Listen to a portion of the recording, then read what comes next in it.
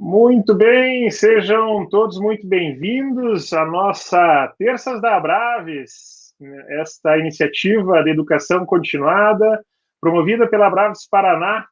Todas as semanas trazemos um novo palestrante nesta ação que não acontece se não fosse a ação dos nossos patrocinadores. E hoje nós temos a satisfação de contar com o apoio da Oligo Basics, que nos traz o professor Vinícius Cantarelli, que é da Universidade Federal de Lavras, ele que vai nos falar sobre estratégias de utilização de fitogênicos e ácidos orgânicos em sistemas de produção de suínos livres de antibióticos. Seja bem-vindo, professor Vinícius, que bom tê-lo aqui conosco mais uma vez. Ô, Tom, boa noite a todos. Eu que agradeço o convite, a iniciativa. Para mim sempre é uma alegria poder compartilhar aí o que a gente tem feito. Maravilha, Vinícius. E antes de nós começarmos, um lembrete especial para os nossos convidados, para o nosso público que nos assiste de todo o Brasil. Utilize o chat para dizer de onde você vem e também utilize o chat para fazer as perguntas que, ao final do nosso evento, nós iremos trabalhar com o nosso palestrante, professor Vinícius Cantarelli. E ainda, aqueles que preferirem, podem utilizar o WhatsApp. Quem tem meu contato, fique à vontade em compartilhar os seus questionamentos pelo WhatsApp ou dê a preferência para o chat deste evento. Professor Vinícius, já temos a sua tela aqui, por favor, fique bastante à vontade, você que já é de casa, né? Então, estamos contigo. Beleza, Tom? Então, mais uma vez, pessoal, boa noite a todos. Para mim é uma grande alegria estar aqui, principalmente com os amigos aí da Abraves, essa iniciativa tão valiosa, né, para transmitir conhecimento, informação e conhecimento para a cadeia suinícola, né? Vocês estão de parabéns aí, Tom.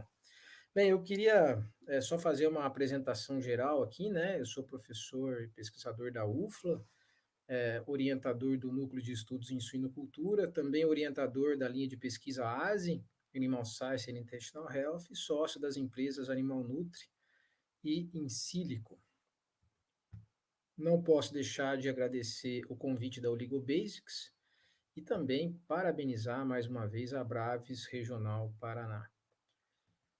Bem, o desafio de hoje, né, trabalhar esse tema, um tema muito importante, né, muito demandado, que eu acredito que vai ser por um bom tempo aí demandado, que são estratégias de utilização de diferentes aditivos, no caso hoje aqui fitogênicos e ácidos orgânicos, em sistemas de produção de suínos livres de antibiótico ou com redução de uso de antibióticos, né?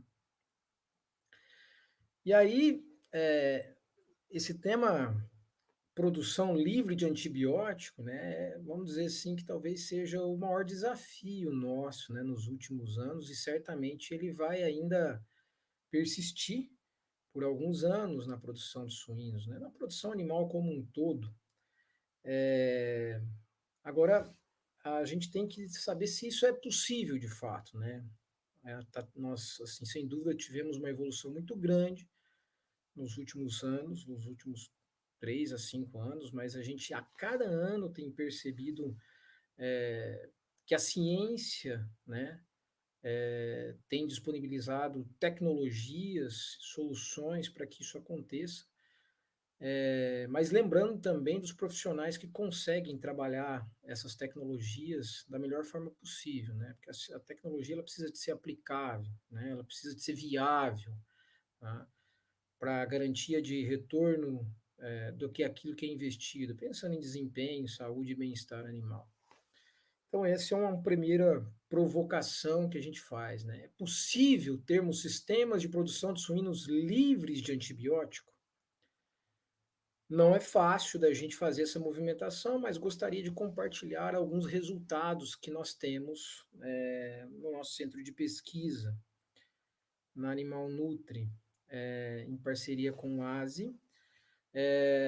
Alguns resultados, confesso que cada vez mais nós temos mais certeza de que nós estamos no caminho, né? nesse movimento de alternativos aos usos de antibióticos, mas nós temos que trabalhar isso de uma forma bastante responsável, né? E a primeira pergunta é essa, né? Quer dizer, na verdade, a segunda já. Será que temos que ter tanto medo de reduzir antibiótico nas granjas? E aqui já compartilhei algumas das informações, compartilhei em outras palestras aí, pessoal. Então, para quem está me assistindo mais uma vez, né? Eu não vou nem te pedir desculpa, mas para reforçar, né, aquilo que a gente tem provocado, né? Acho que quanto mais a gente provocar, mais os profissionais envolvidos se sensibilizam, né, para aquilo que a gente tem falado.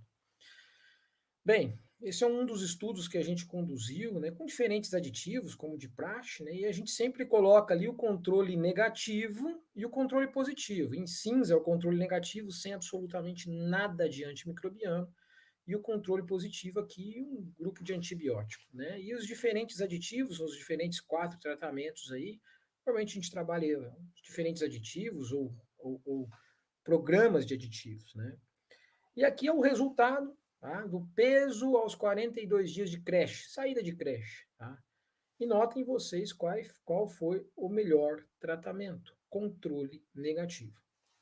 Mais uma vez, gosto de sempre reforçar, né? Esses são resultados de um centro de pesquisa que está dentro de uma granja comercial. Tá?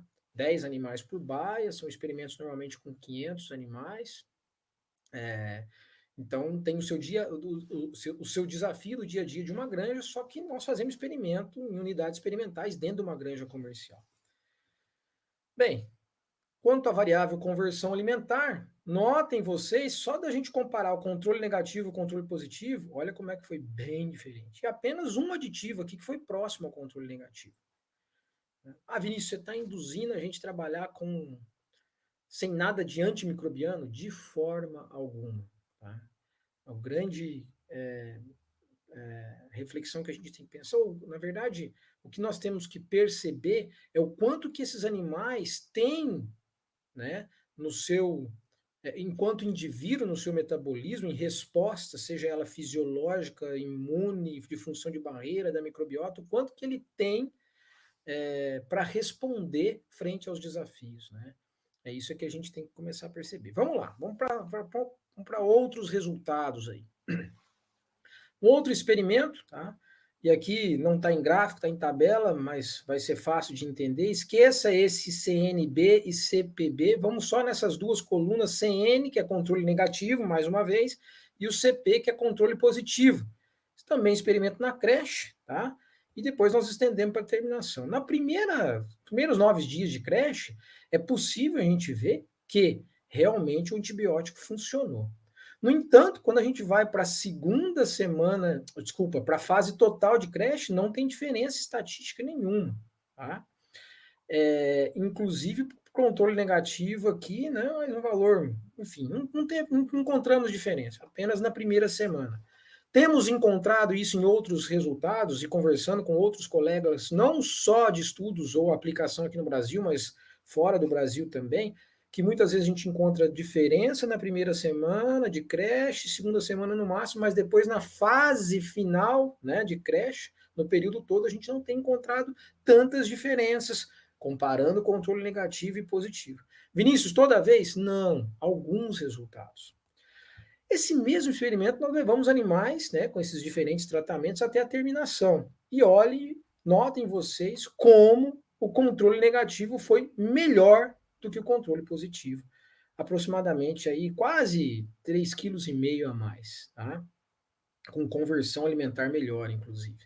Então, mais um resultado que nos chama a atenção. Bem, aqui outro estudo que nós conduzimos, e aí buscando oportunidades de programas de substituição total de antibióticos, não só como promotores de crescimento, mas como terapêutico também, né? Então, trabalhando aí o conceito de choque e janela, tá? Esse em vermelho era o programa com antibiótico, tilosina no choque, enramicina na janela, tilosina choque, enramicina na janela, tá? Isso é a fase de crescimento e terminação. Nesse caso aqui, nós usamos um óleo essencial, um fitogênico, né? E aí nós fizemos choque, tá? Aumentamos a dose do óleo essencial quando, no mesmo momento, na mesma dieta, né? Por exemplo, no crescimento 1 ali, no grupo com antibióticos, nós estávamos usando a tilosina. Fizemos choque e janela também para o óleo essencial.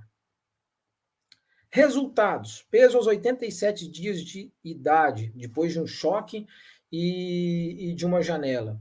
Melhor tratamento, tá? Com P aqui 007, 63 quilos por óleo essencial, depois o controle positivo, né, que era esse programa de antibiótico, e nós tínhamos também um controle negativo sem nada. Então, quer dizer, tinha desafio aqui. Notem vocês que o tratamento sem nada, tá? Nesse caso aqui, ele realmente ele ficou para trás. Bem, e aí, um ponto que eu queria chamar a atenção é num choque, esse choque aqui, ó, no segundo choque, de 87 a 97 dias, tá? Eu quero chamar a atenção aqui para o uso de aditivos como choque, porque nesse caso aqui funcionou muito bem.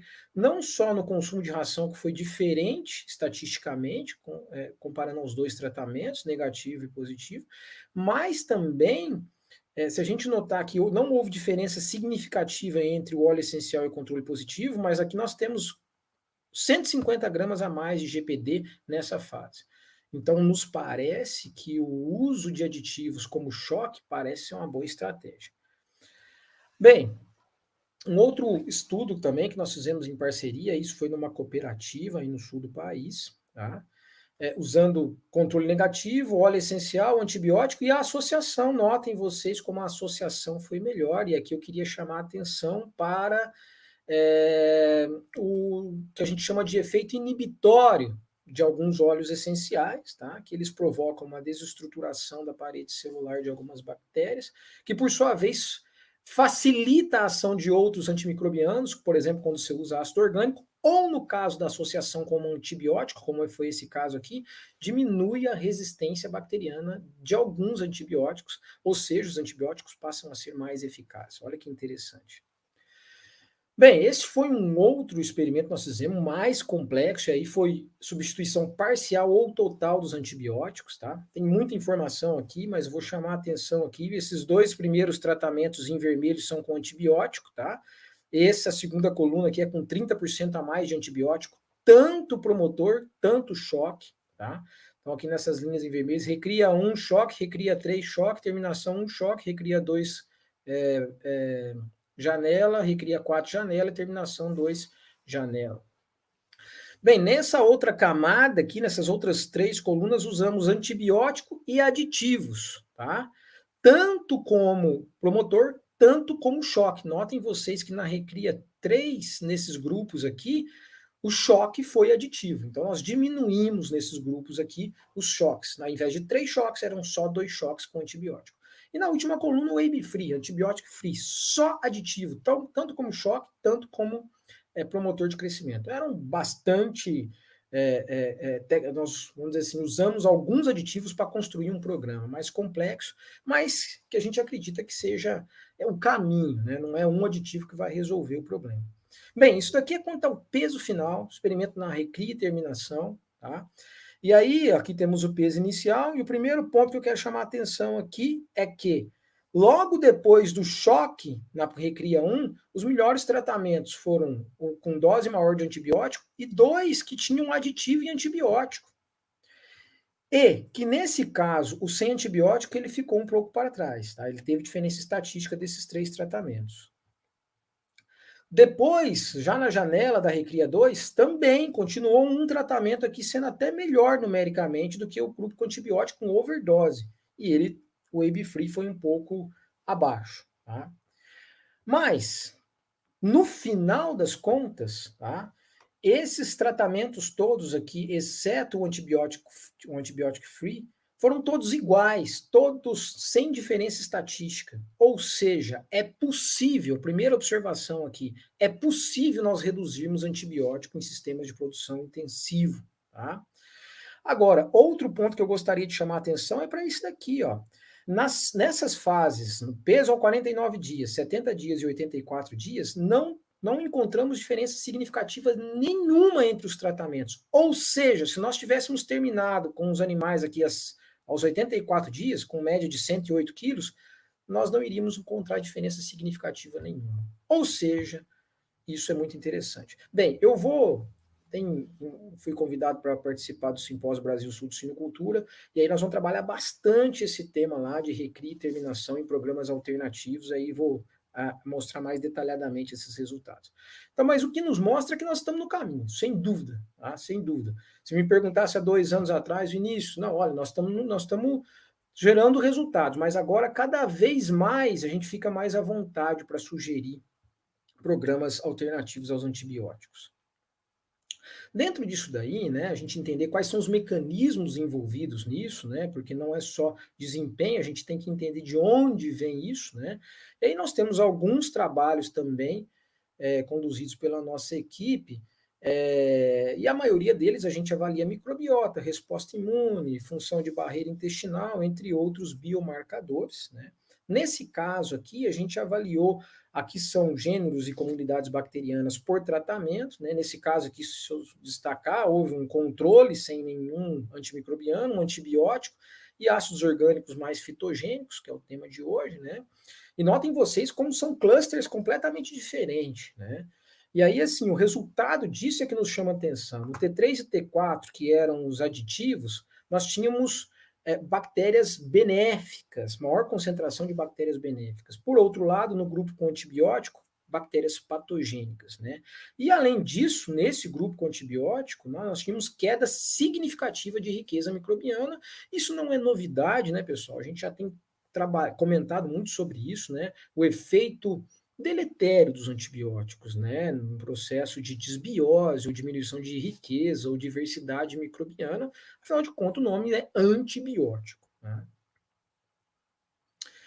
Bem, diante disso, né, dessa primeira contextualização sobre a possibilidade de reduzir, né, ou de produzir suíno livre de antibiótico, né, a gente tem que se perguntar por onde a gente começa. Eu apresentei aqui alguns resultados de crescimento e terminação, né? E aí nós sabemos que existem vários desafios e que, um detalhe importante, os antibióticos são e ainda vão ser muito importantes, né, no tratamento de muitas doenças, na prevenção de muitas doenças. Então, o Vinícius não está aqui falando assim, olha, retira antibiótico, de forma alguma. Eu defendo o uso prudente deles, né? Então, nós temos desafios grandes, né? Nós estamos aqui na Abraves, Paraná, mas nós sabemos aí no oeste paranaense os problemas aí com as espiroquetas, Lawsonia, Braxpira, né? E não é só aí, tá? Então, nós temos desafios grandes. Agora, a pergunta é, poxa, se a gente for trabalhar estratégias, né, que possam realmente garantir um sistema de produção mais saudável, né, não só os animais, o indivíduo saudável, a população que está ali numa granja saudável, mas o ambiente como um todo saudável e produção de carne mais segura, né, nós temos que começar da onde, né? Nós temos que começar do leitão, né? E o leitão vem da onde? Vem da porca, tá? Então, eu quero chamar a atenção para isso, porque a gente percebe muitas vezes iniciativas para tratamento, para resolução de problema em algumas fases, e a gente tem que tratar de uma forma mais integral o processo, tá? Porque senão a gente começa a não ter resultados efetivos, né? E muitas vezes frustrar pelo uso de tecnologias que são muito boas, que são conceitos e tecnologias muito boas. Muito bem. Diante disso, se a gente for pensar então no leitão, né, a gente tem falado muito sobre isso, né? O que é o tripé que a gente constrói para poder trabalhar os mecanismos ou entender melhor os mecanismos que nos facilitam a construção, a criação de uso de programas ou estratégias que realmente possam diminuir, reduzir o uso de antibióticos e garantir saudabilidade para esses indivíduos num sistema de produção tão desafiador. A gente tem trabalhado a microbiota, como eu acabei de apresentar aí para vocês, né? Uma microbiota mais perturbada quando se usa antibiótico. Por outro lado, quando nós usamos os alternativos, na sua maioria, nós não temos essa perturbação, muito pelo contrário, né? Mas, além disso, nós precisamos de ter um indivíduo com um sistema imune em alerta, né? Pronto para responder aos diferentes desafios, e uma barreira intestinal que funciona bem, né? Que esteja resistente aos distúrbios que ocorrem, seja no metabolismo intermediário, por um estresse, seja na microbiota, né, por uma desbiose. Bem, e para isso, né, como eu falei, se a gente vai começar do leitão, a gente tem que pensar na porca, afinal de contas ele vem da matriz, né, e a matriz é que realmente garante o start, o início do processo a qual ele vai ter sucesso ou não. Tá? Então, as estratégias para manipular a microbiota no trato gastrointestinal de matriz talvez seja uma das principais estratégias que nós temos que estar atentos. Tá? Por quê? Porque vai modular antígenos e anticorpos no colostro, porque vai modular a microbiota fecal, nós vamos falar um pouco sobre isso, que por sua vez vai garantir uma colonização mais saudável e mais promissora para esses indivíduos, para estar mais pronto para os desafios que virão à frente, creche, crescimento e terminação. Né? E nós podemos usar várias tecnologias, os ácidos orgânicos, probióticos, prebióticos, pós-bióticos, paraprobióticos, que estão falando aí agora, óleos essenciais, óleos funcionais e aí por diante. Esse é um trabalho que eu gosto de apresentar, né, bem interessante, tá? Que ele fala aí do processo de colonização do leitão neonato, né? E aí eles estudam tanto a microbiota da fêmea, né, das fezes, mas também do teto, do leite, do ambiente ao redor, né? E os highlights desse artigo é que a composição e a função microbiana dos leitões recém-nascidos eram semelhantes às da baia, do leite, da superfície da mãe, ali no início. Por outro lado, a microbiota fecal dos leitões ao final da lactação era semelhante à da sua mãe, à das fezes da mãe. E aí, né, o último highlight é de que micro-organismos dos ambientes circundantes podem desempenhar um papel importante na sucessão microbiana de leitões recém-nascidos. Eu apresento esse trabalho para quê? Para a gente estar atento às oportunidades. Aqui só para reforçar, né, o mesmo trabalho, são resultados. Aqui, na verdade, esse PF1, PF2, isso aqui são fezes dos leitões, tá? No primeiro dia, terceiro dia, sétimo dia, 21º dia. Notem vocês que existe uma evolução e que ele fica bem próximo aos 21 dias das fezes da mãe dele aos 7 dias, tá? No início, ali no primeiro, terceiro dia, não é tão próximo, mas depois se aproxima. Ou seja, isso é interessante, é um sinal de que podemos trabalhar estratégias. E olha só que interessante, esse cluster aqui, ó, é de comunidades, de gêneros de comunidade microbiana, do ambiente do teto, tá? Do ambiente, né, do piso da baia e dos tetos e do leite, tá? E esse daqui é do primeiro dia do leitão, esse é do terceiro dia, esse é do sétimo dia e esse é do 21º dia. E esse daqui é o da porca. Notem vocês como ela vai se aproximando com a maturidade dele, em poucos dias ali no período da maternidade, ele vai maturando e chegando próximo ao da fêmea. Isso é sinal de que realmente não só o ambiente, mas as fezes da fêmea é importantíssima para o processo de colonização dos leitões. Bem, mas nós sabemos, né, que não só a maternidade, mas também a gestação é um desafio muito grande que ocorre para o leitão, para a fêmea, né? E a gente tem uma série de informações na literatura, a gente percebe isso também no dia a dia da granja, né?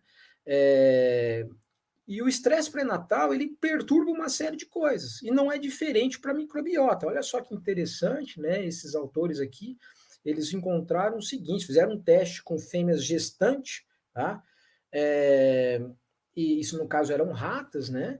E passaram por estresse. Um grupo passou por estresse, outro não. A que passou por estresse, né, ela tinha uma microbiota aí com mais Escherichia, Serratia e Enterobacter. Por outro lado, e que, na verdade, são bactérias relacionadas a maior potencial inflamatório. Por outro lado, né, as fêmeas que não tiveram estímulo ao estresse, elas manifestaram maior frequência de bifidobactéria e lactobacillus. Um outro autor aqui, né, e aí já com fêmeas, eles concluíram que os desdobramentos dos estímulos de estresse pré-natal são deletérios por toda a vida. Olha que interessante, né? Então, veja só, a gente falar aí de sistemas livres de antibiótico, a gente, mais uma vez, tem que começar do começo.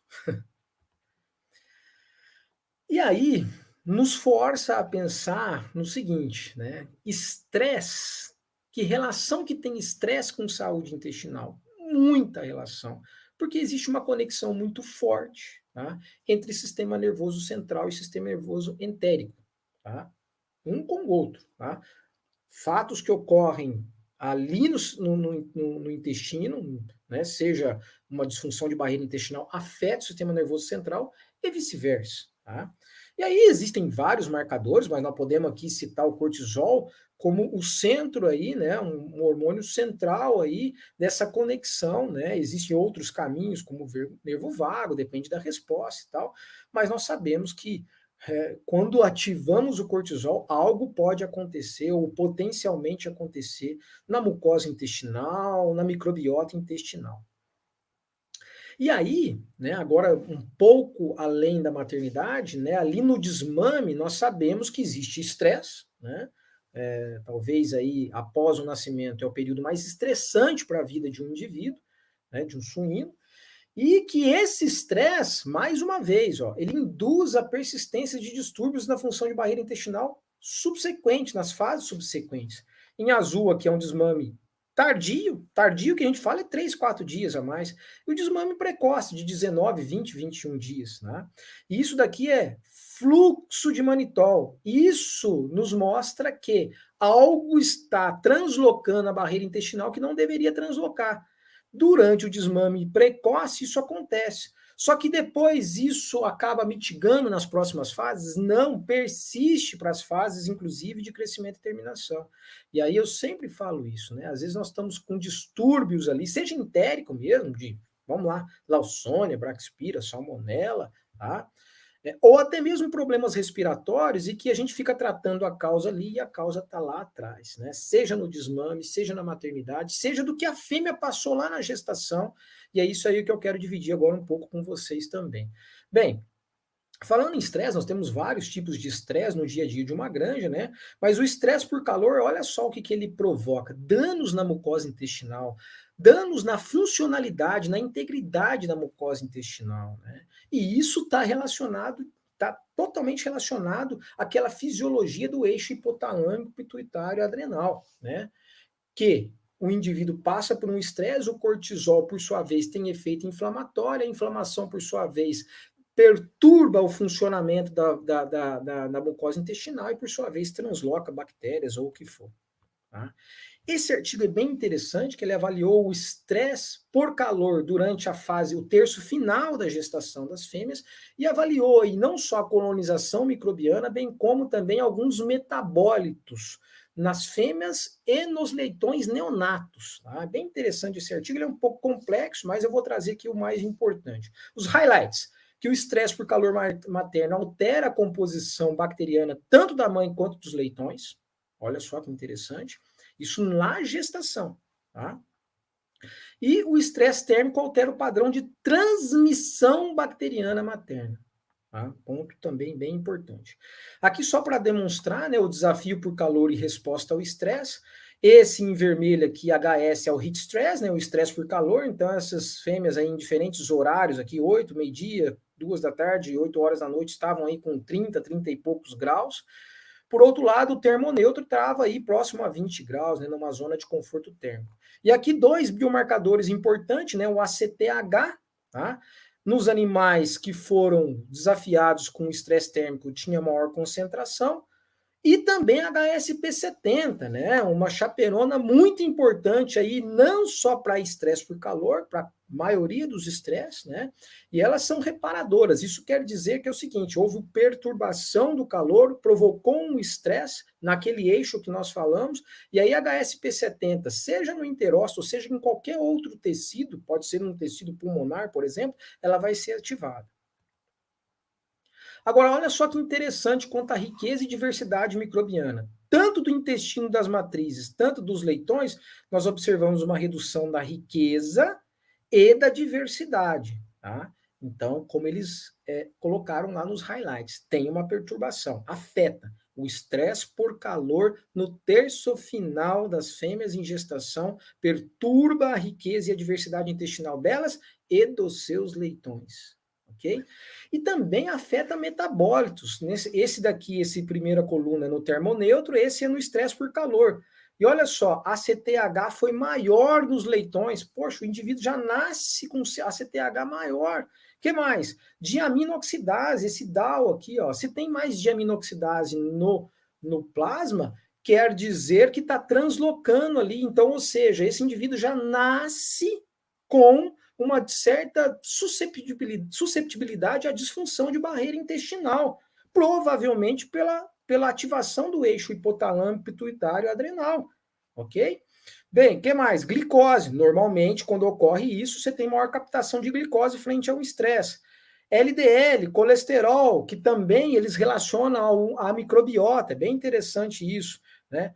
E aqui, ureia, por exemplo, foi maior e outros metabólitos. Bem interessante esse trabalho e nos chama a atenção aí de um estresse na gestação, modulando negativamente a microbiota intestinal dos leitões. Bem, e aí, diante disso, nós precisamos de ter estratégias para modular a microbiota e sistema imune dos leitões. Tá? Ou seja, muitos desafios, eu dei o exemplo do desmame, eu dei o exemplo de um estresse no final da gestação, como estresse por calor, e aí a pergunta é, conseguimos? Será que nós conseguimos, de fato, de uma forma mais integral, né, dentro de uma granja? Como? Bem, pessoal, a primeira coisa, o primeiro dever de casa que nós temos que ter, quando a gente pensa em saudabilidade para o leitão, que por sua vez vai garantir melhor desempenho para esses indivíduos, é manejo de colostro. Não dá para negociar isso. Não adianta a gente pensar no ácido orgânico, no óleo essencial, nas diferentes tecnologias, o que for, se a gente não tiver um bom manejo de colostro. Se vocês não estão trabalhando de forma excelente isso daí, coloque como número 1, prioridade 1. Depois, colonização. E a colonização nos leva a pensar naquilo que eu apresentei para vocês. Como que está as fezes dessas fêmeas que estão vindo para a maternidade? Tá? Segundo, como que está o ambiente? Porque influencia, principalmente nos primeiros dias, ali na primeira semana, o leitão. Modulação do sistema imune, mais uma vez, nos remete à oportunidade de trabalhar a nutrição dessa fêmea. Porque o colostro, quanto mais rico, melhor. E também garantir barreira intestinal, como eu acabei de apresentar. E isso nos remete a quê? A garantia de bem-estar. Nós temos que ter bem-estar dessas fêmeas, tanto na gestação, tanto na lactação, tanto dos leitões, porque isso pode provocar disfunção de barreira intestinal. Eixo ativado, sistema nervoso central e entérico ativado, nós temos maior disfunção de barreira intestinal. Bem, e aí sim, nós temos muitas opções, bem conceituadas, com tecnologias muito boas no mercado, mas nós precisamos de ter a magia para criar as melhores misturas, né? Não é bruxaria, não, viu, gente? É ciência e tecnologia, tá? E aí, óleos essenciais, probióticos, prebióticos, vários aí, como eu disse, hoje nós vamos abordar um pouco sobre os óleos funcionais, tá? Eu falo que no Brasil nós temos uma riqueza absurda, né? Um bioma absurdo com várias plantas que podem nos trazer aí uma série de tecnologias. Nós temos que olhar mais para isso. Bem, os óleos funcionais eles têm algumas particularidades, né? Eles, além além da quantidade de energia, né? Porque é um óleo, tá? Ele traz, além disso daí, eles têm outras atividades, né? E são atividades que dependem de óleo para óleo, ok?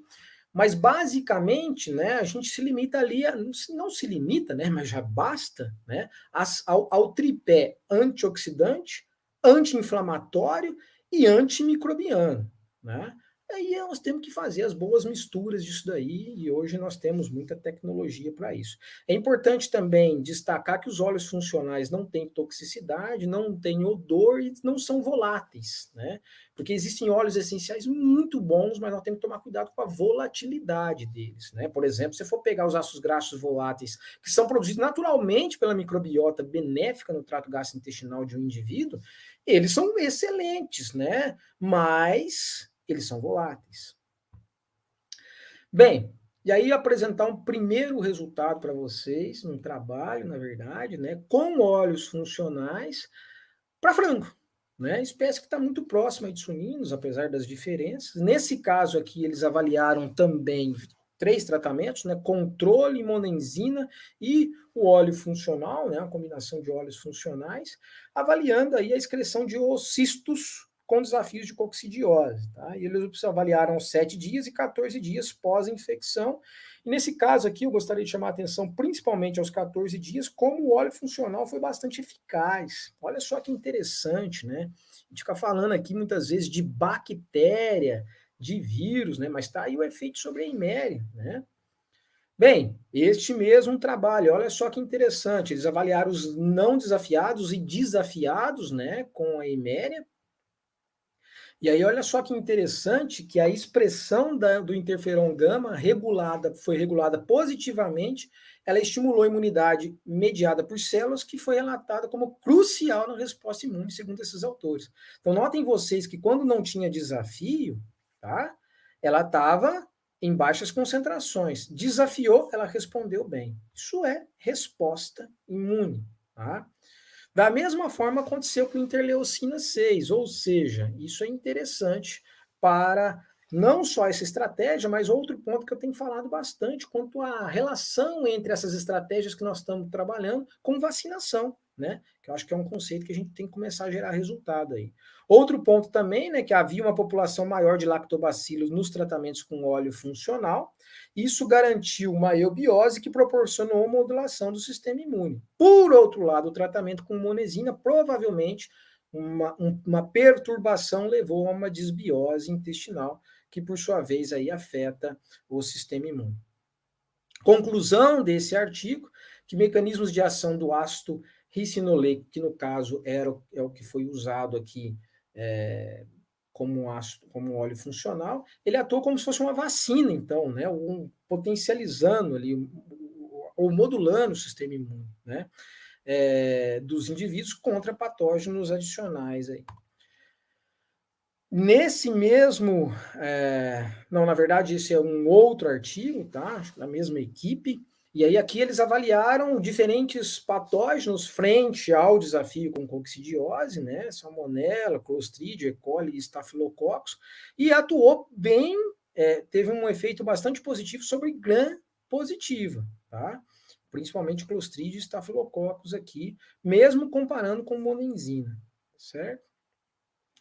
Vinícius, você está falando de Eiméria, né? E para suínos, e a isóspora suis? A gente tem o Toltrazuril como uma tecnologia bastante interessante que nos ajudou muito aí, né? Mas aí começa a aparecer outras tecnologias, e o óleo funcional está aqui, ó, algumas avaliações de campo, né? E o peso da leitegada foi 1 quilo maior aí, né? Um ganho de peso bem interessante, tá? Então começam a surgir oportunidades interessantes aí para outros desafios que nós temos, que está totalmente relacionado a saúde intestinal, sem dúvida nenhuma. Né? Nós sabemos que indivíduos que são desafiados com isóspora na maternidade têm efeitos negativos na creche e até mesmo em fases posteriores. Bem, agora já com suínos, um estudo com suínos, aí com o Dr. Kim, da North Carolina, e aí ele avaliou também os óleos funcionais, né? E avaliou não só a saúde intestinal, mas fatores relacionados à saúde intestinal que impactaram na digestibilidade. E aí melhorou aqui, ó, a digestibilidade, com diferentes concentrações desse óleo funcional, a digestibilidade o coeficiente de digestibilidade da proteína bruta, ok? E também, tá, eles encontraram diferença, tá, estatística aqui para altura de velocidades. Então, existe uma correlação positiva entre altura de velocidade e digestibilidade, isso nos chamou a atenção. Que mais? Aí sim, né? Eles diminuíram o efeito, não, desculpa, na verdade os óleos funcionais em várias doses aqui, eles garantiram maior riqueza, tá? Da microbiota intestinal, tá? Então isso é um ponto bem importante, né? Como um efeito antimicrobiano aí. E não só antimicrobiano, né? A gente tem que entender que esses diferentes componentes, por isso que a gente fala aí de criar as melhores tecnologias e programas, eles de certa forma, muitas vezes não, tá? Algumas vezes eles inibem a comunicação entre bactérias, né? E possivelmente aí existe tecnologias que nós já temos, que nós já estamos usando e que a gente não conhece ainda esse mecanismo, tá? E olha só que interessante, tá? Esse mesmo trabalho apresenta, então, uma redução do estresse oxidativo com o uso desses óleos funcionais. Né? No caso aqui, a proteína carbonil aqui em menor concentração quando se usou os óleos funcionais. Então, ou seja, pessoal, mais uma oportunidade, mais uma opção que nós temos aí bem interessante, tá? Para esse desafio nosso de diminuir o uso de antibióticos nos sistemas de produção animal, né? Então, aqui como um fitoterápico, né? E também a nossa proposta era trazer fitoterápicos, fitogênicos de modo geral, e óleos essenciais ou óleos funcionais, né? E ácidos orgânicos, nós sabemos que tem muitas vezes um efeito sinérgico entre esses dois, certamente nós estamos no caminho certo para isso. Tá? Dentro de óleos funcionais mesmo, nossa equipe está trabalhando num projeto, né? Inclusive com o pessoal da Oligobasics para Lawsonia, nós não tiramos também talvez a gente não trabalhe só Lawsonia, mas também Braxpira, né? E aí vamos avaliar, entre outras coisas, desempenho, microbiota intestinal, resposta imune. Estamos já para colocar em campo esse experimento. Bem, para a gente finalizar, né? Todas as doenças começam no intestino, isso não é novidade para ninguém, né? Porque Hipócrates já dizia ali há muitos anos atrás, tá? Eu acho que a gente tem que lembrar bem dessa frase, né? E cuidar do intestino desses indivíduos aí. Por isso, o suíno é o que come, e a saúde do suíno entra pela boca. Aqui é um ponto que eu gostaria de chamar a atenção. Se a gente for estudar a microbiota intestinal, não há algo que mais impacta a microbiota intestinal do que a nutrição. Tá? Então, nutricionistas, e não só nutricionistas, sanitaristas, tenham atenção a isso também, percebam isso também. Tá? Mudanças de dieta provocam perturbação ou podem melhorar. Nós temos que começar a trabalhar a nutrição, não só para atender as exigências nutricionais dos leitões, mas também na microbiota desses indivíduos. E aí a saúde intestinal ela é obrigatória para a conquista da saúde integral, né? Eu gosto de trabalhar essa frase porque para a gente realmente conseguir evoluir, né, no diminuição de uso de antibiótico dentro dos sistemas de produção, nós temos que pensar em saúde integral. E a saúde intestinal ela é obrigatória para isso. Tá? Então veja quanta coisa a gente tem que juntar para realmente ter sucesso, né, e evoluir nesse sentido. E aí a pergunta é, você já ouviu falar em saúde integral para suínos? E essa saúde integral nós precisamos de ter uma série de clusters de conhecimento, de conceitos, para montar um cenário para a gente trabalhar essas estratégias. Então, conexão do sistema nervoso central e entérico, relação entre microbiota, sistema imune, função de barreira intestinal, e aí sim as melhores estratégias, seja sanitária e nutricional, para que a gente possa realmente ter sucesso. Por isso, né, gerenciar a saúde intestinal é essencial para garantir a saúde integral, e não só a saúde, o desempenho e bem-estar dos animais. Bem, essa é a minha equipe que eu gostaria de agradecer, né? Eles que realmente fazem as coisas acontecerem. Eu falo que eu sou só comunicador da equipe, né? Um agradecimento especial aí a todos. E aproveitando para fazer um merchan aqui, tá? Estamos próximos do Nesuion, 14 e 15 de julho. Vamos discutir aí o futuro da suinocultura, se estamos preparados, né? Bem, mais uma vez, então, obrigado pelo convite, Oligobasics, e mais uma vez, parabéns aí à Braves pela iniciativa. Maravilha, professor Vinícius, muito obrigado pela oportunidade de ter mais uma vez, tê-lo conosco mais uma vez nestes encontros da Abraves, desta vez nas terças da Abraves. E quando a gente discute sobre antibióticos, né, antimicrobianos, ou melhor, quando nós discutimos a oportunidade de retirá-los, a gente acaba ainda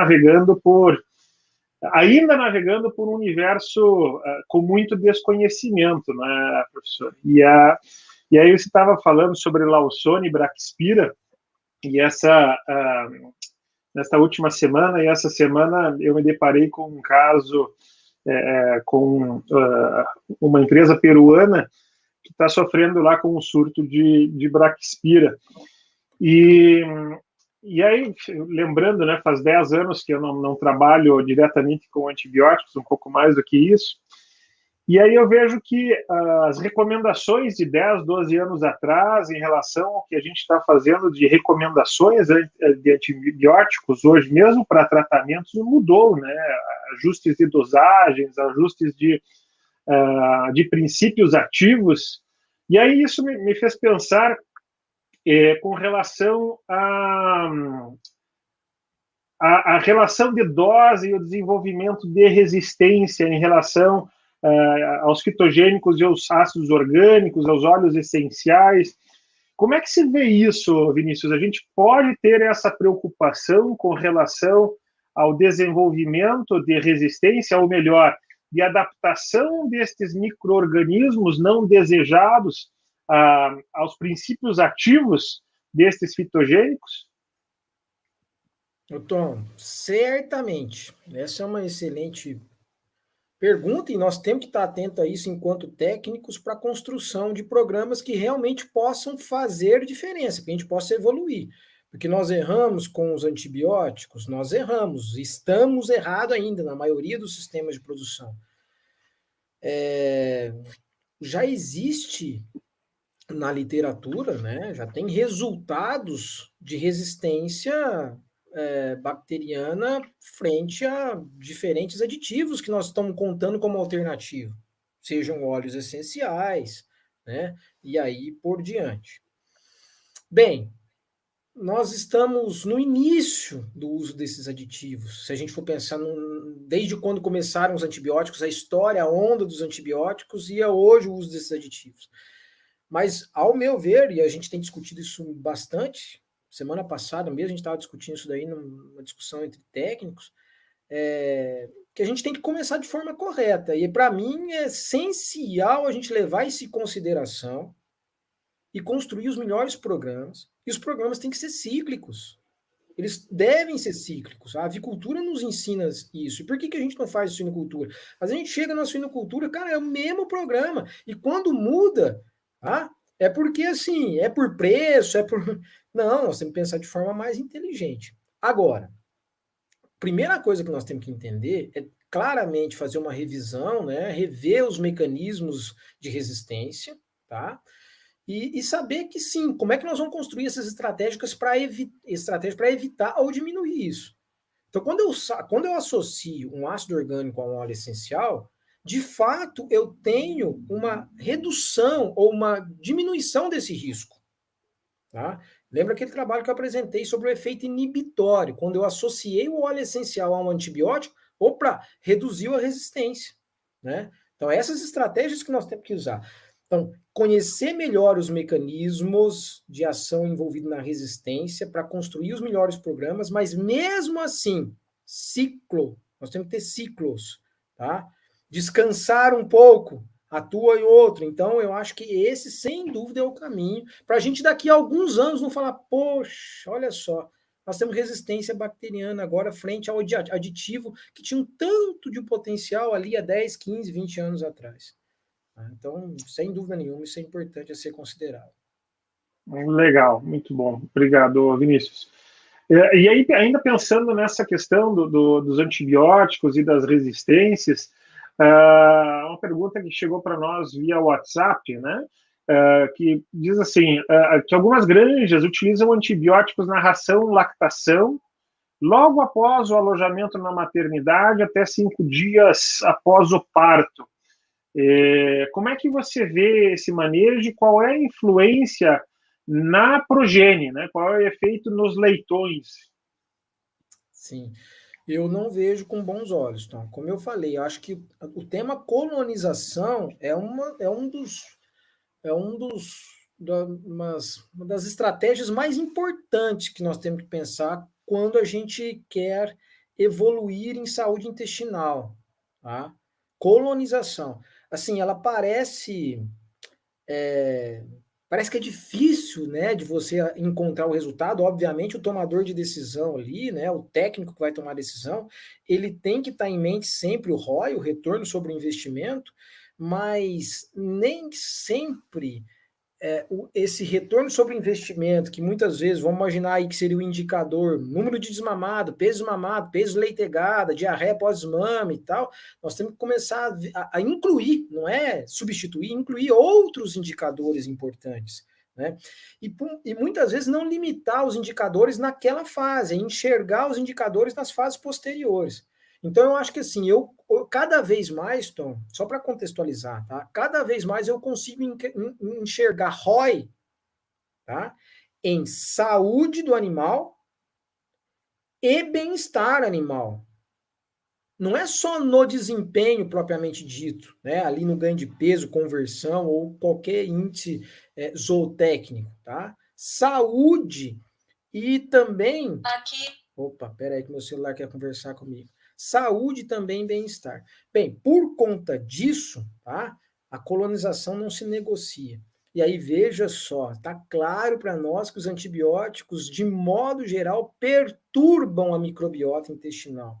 Tá? Mas, Vinícius, nós usamos antibiótico como antimicrobiano e quantos problemas resolveram? Sim, pessoal. Mas nesse caso, nós estamos falando em diversidade, complexidade e resiliência. É um tripé aí muito importante quando a gente pensa em sucessão bacteriana, tá? O que eu quero, como que eu quero começar a colonização dos neonatos? Então, vamos ser sinceros, né, gente? Hoje nós temos várias outras tecnologias que nós podemos usar frente a diferentes desafios dessas matrizes, seja estresse, seja processo inflamatório, ou o que for, tá certo? Então, eu não vejo com bons olhos, eu acho que temos alternativas sim aos antibióticos nessa fase, e só um outro ponto. Grande parte do que acontece desses desafios, nós sabemos que pode ser corrigido com manejo, né? Com manejo. Aí, assim, fica difícil querer corrigir erros de manejo com o uso de antibióticos, né? Aí você começa a virar uma bola de neve. Então, essa é a minha opinião. Legal. Muito bem, nós temos aqui no chat o Henrique Kozer. Obrigado, Henrique, por participar conosco. Ele manda a pergunta, primeiro parabeniza pela sua palestra, e ele pergunta, então, qual é a diferença entre os óleos funcionais e os óleos essenciais?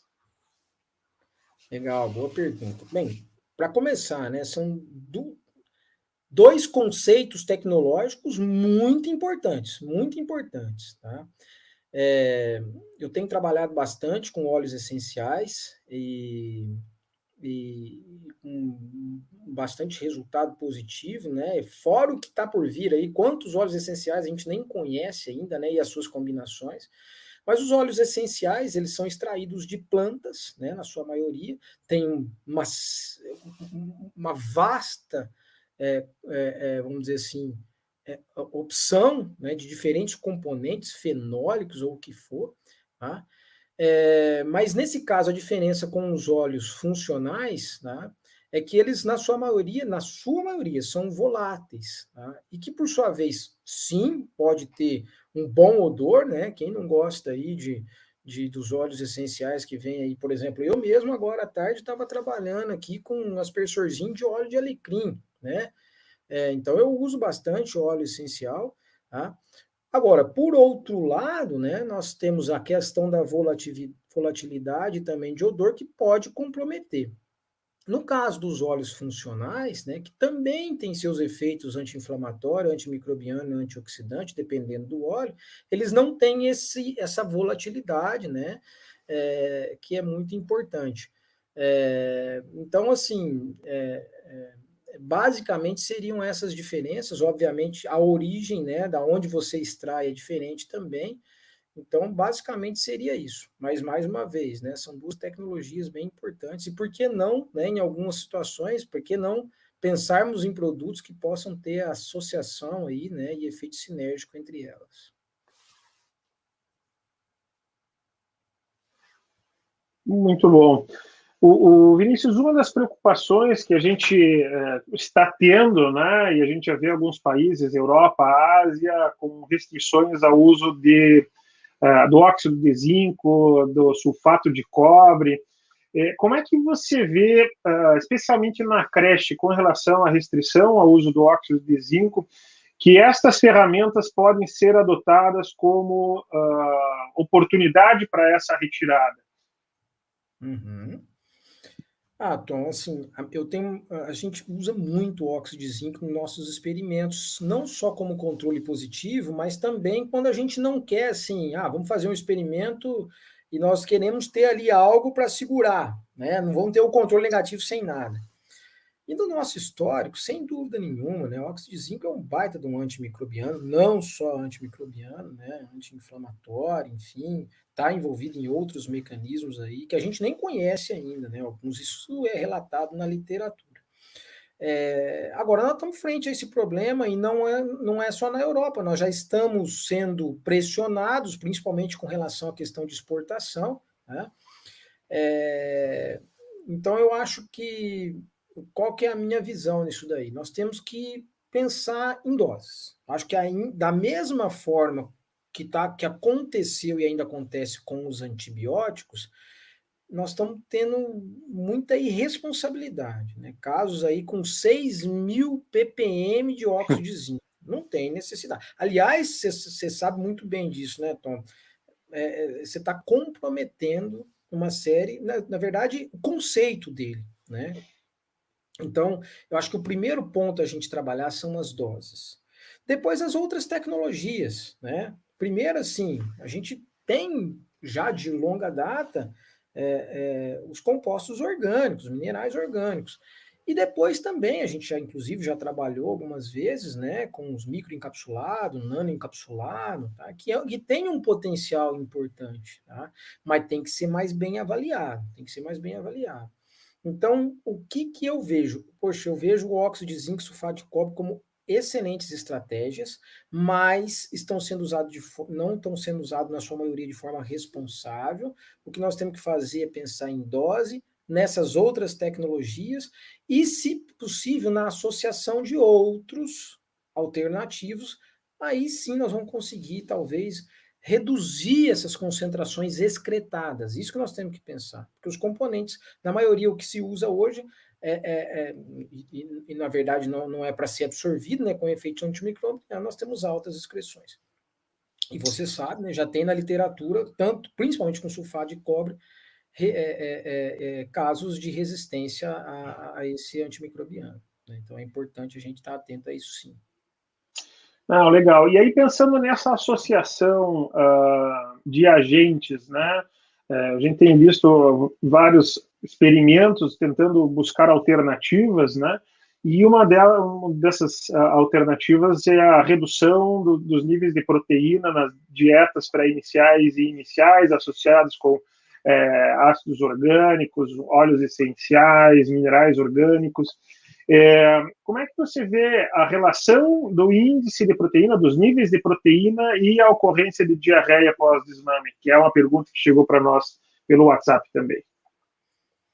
Muito interessante. Quer dizer, aí a gente já inclui o fator nutrição, né, Tom, no que eu comentei. A importância da nutrição para a saúde intestinal, né?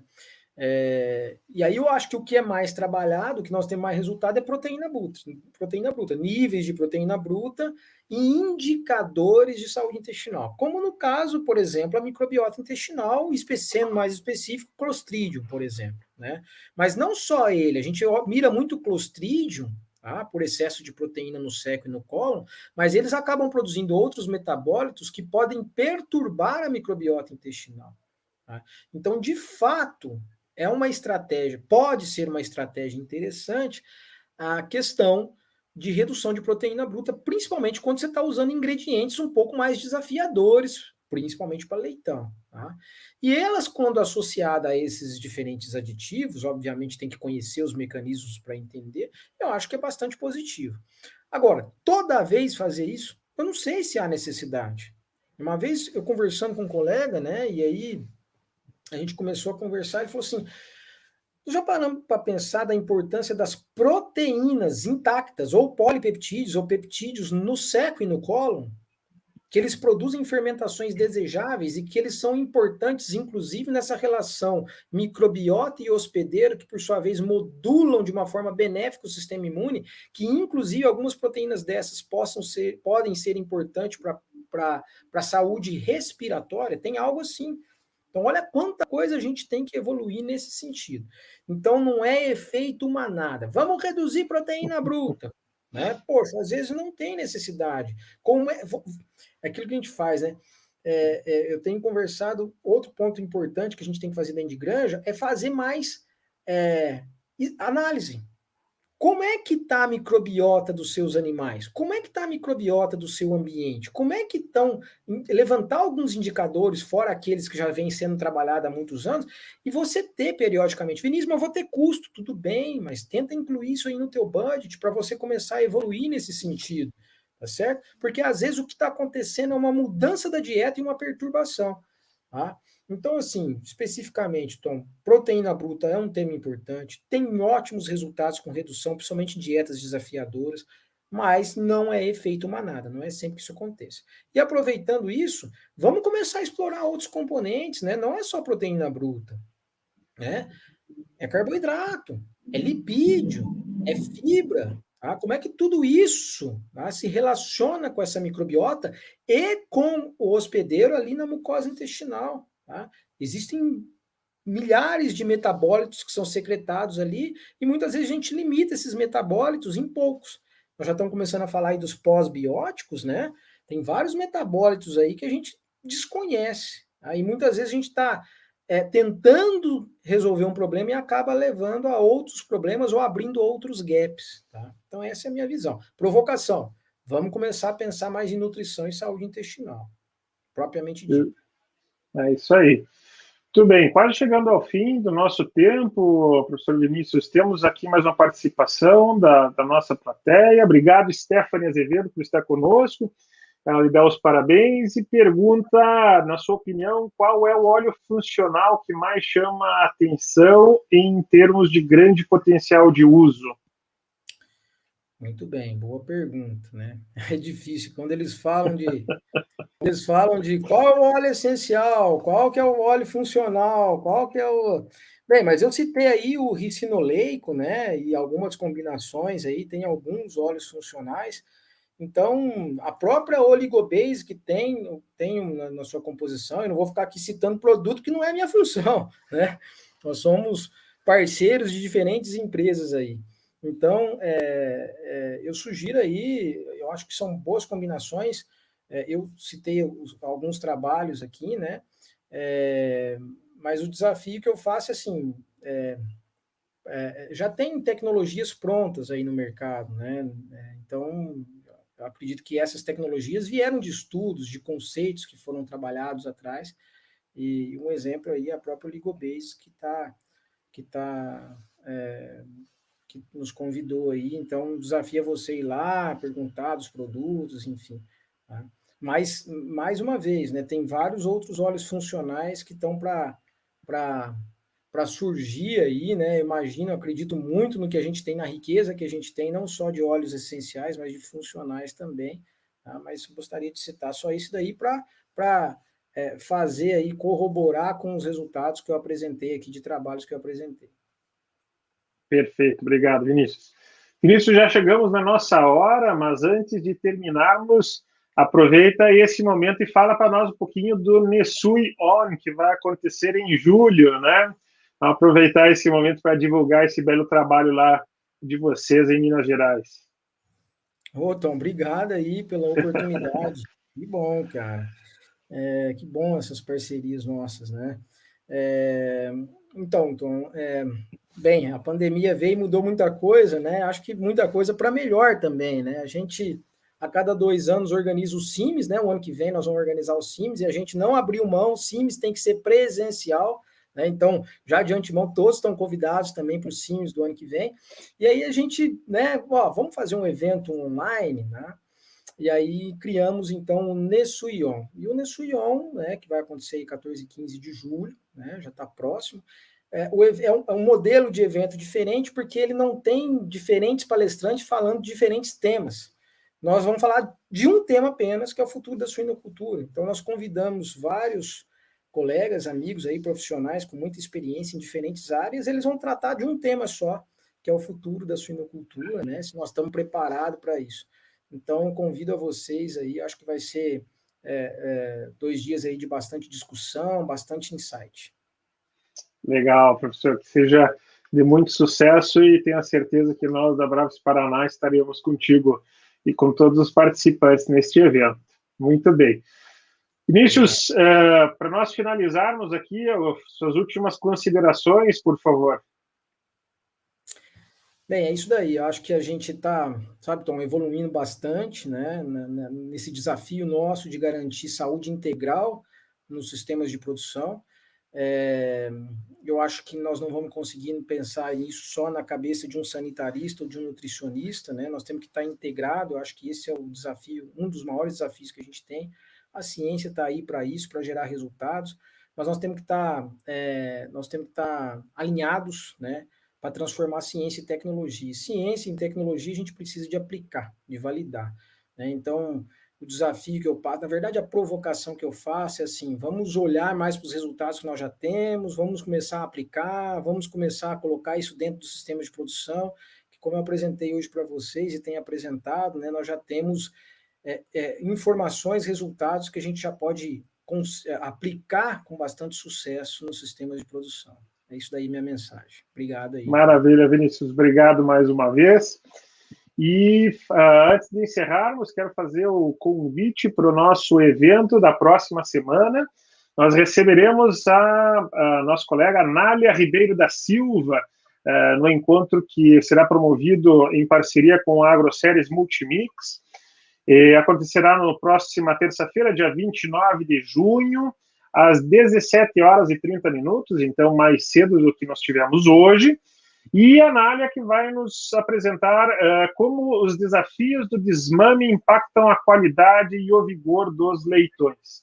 Contamos com a participação de vocês nestas que são as terças da Abraves Paraná, e aproveite para aqueles que quiserem ver os eventos anteriores, estão disponíveis na nossa área do associado. Compartilhem, convidem os seus colegas para virem participar conosco, para assistir às palestras anteriores. Vamos movimentar o site da Abraves Paraná, que é para todos nós, para promover a suinocultura. Obrigado a todos vocês que estiveram conosco até agora, cuidem-se e nos vemos na próxima Terças da Abraves Paraná. Um grande abraço a todos.